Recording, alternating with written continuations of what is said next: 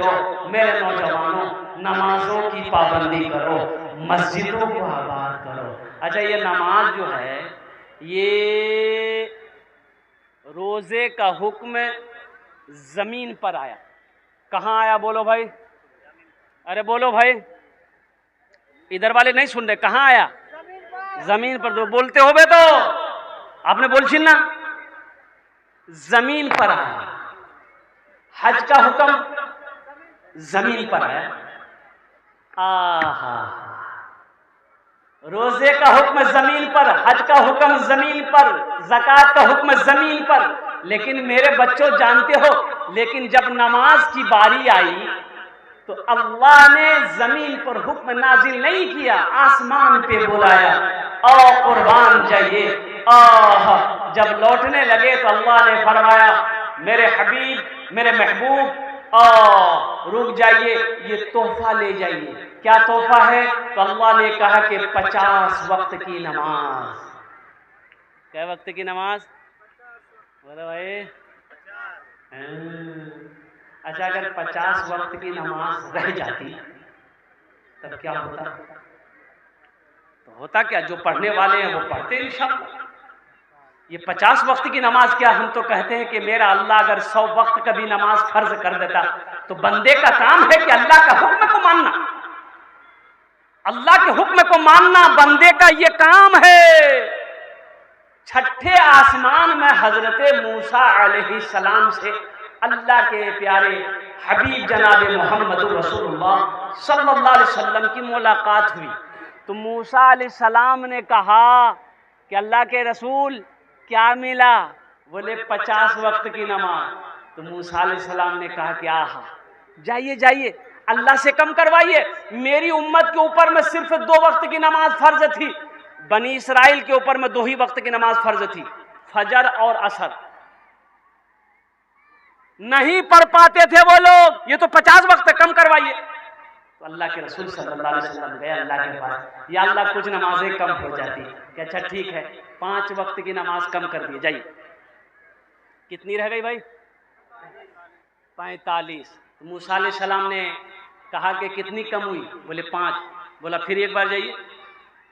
फिर गए, फिर अल्लाह ने 5 कम कर दिए। कितने रहे? अरे बोलो भाई, 40। 9 बार गए, 9 बार गए, 5-5 कम होती गई, 9 पचे 45 नमाजें कम हो गई। तो मूसा अलैहिस्सलाम ने कब पूछा कि या रसूलल्लाह कितनी रह गई? बोला 5 रह गई है। बोला एक बार और जाइए। अच्छा, जो लोग नमाज नहीं पढ़ते वो सोचता होगा एक बार और चले जाते तो झमेले खत्म था। हाँ, अल्लाह के रसूल जनाब मोहम्मद रसूलुल्लाह सल्लल्लाहु अलैहि वसल्लम ने इरशाद फरमाया कि नहीं, मुझे अब मैं नमाज कम कराने के इरादे से अपने अल्लाह के पास नहीं जाऊंगा। मुझे शर्म आ रही है, मैं नमाज पढ़ूंगा, मेरी उम्मत नमाज पढ़ेगी। अल्लाह तबारक व तआला की तरफ से आवाज आई, मेरे हबीब, मेरे महबूब, मेरा कौल पक्का है, मेरा वादा सच्चा है। इन्ना वादल्लाह हक़्क़ुन, अल्लाह कहता कि मेरा वादा पक्का। अल्लाह का वादा, अरे बोलो भाई, अल्लाह का वादा पक्का है।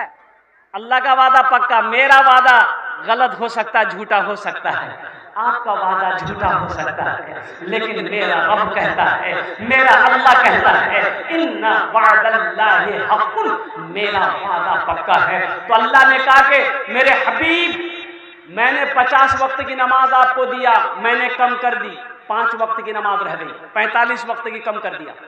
लेकिन सुनो, जो भी मेरा बंदा, जो भी मेरी बंदी 5 वक्त की नमाज पढ़े, मैं उसे 50 वक्त नमाज पढ़ने का सवाब अता करूंगा। अल्हम्दुलिल्लाह, 5 वक्त की नमाज पढ़ो, 50 वक्त नमाज पढ़ने का अल्लाह सवाब देगा। ए नौजवानों, इस सवाब को क्यों ठुकरा रहे हो? इस सवाब से क्यों दूरी बनाए हुए हो? लूट लो, फिर मौका मिले या ना मिले, जिंदगी का कोई भरोसा नहीं है। नमाज पढ़ो इससे पहले कि तुम्हारी नमाज पढ़ी जाए। कब पढ़ोगे? खाली जुमा पढ़ने से होगा?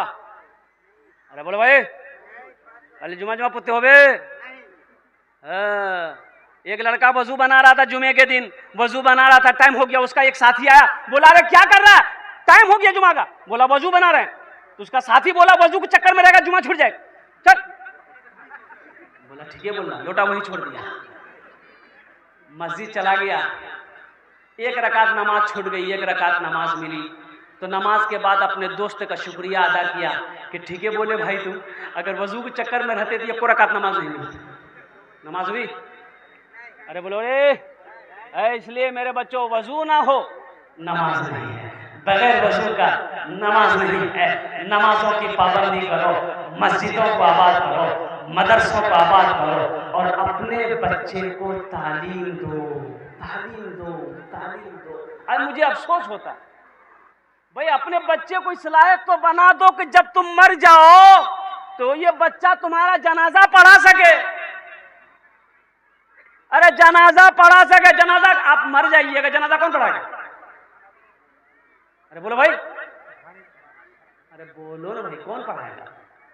शेख साहब, मौलवी साहब, अरे बोलो मौलवी साहब, क्या है बिरयानी खा के तुम मरो, जनाजा मौलवी साहब पढ़ाएगा? अपने बेटे को इस लायक बनाओ कि जब मर जाओ तो कम से कम वो नमाज़े जनाजा पढ़ा सके। अपनी बेटियों को इस लायक बनाओ, अल्हम्दुलिल्लाह अपने बेटों को इस लायक बनाओ कि जब उसकी बहन की शादी हो तो वो खुद निकाह पढ़ा सके, खुद निकाह का खुतबा पढ़ा सके। तो ये तालीम, ये मदरसा, और कुर्बान जाइए अल्लाह के नबी जनाब मोहम्मद रसूलुल्लाह सल्लल्लाहु अलैहि वसल्लम गारे हिरा में सबसे पहले वही जो नाज़िल हुई, इक़रा बिस्मि रब्बिकल लज़ी खलक़। कुर्बान जाओ, अल्लाह तबारक व तआला ने सबसे पहले जो हुक्म दिया अपने नबी को, वो पढ़ने का हुक्म दिया।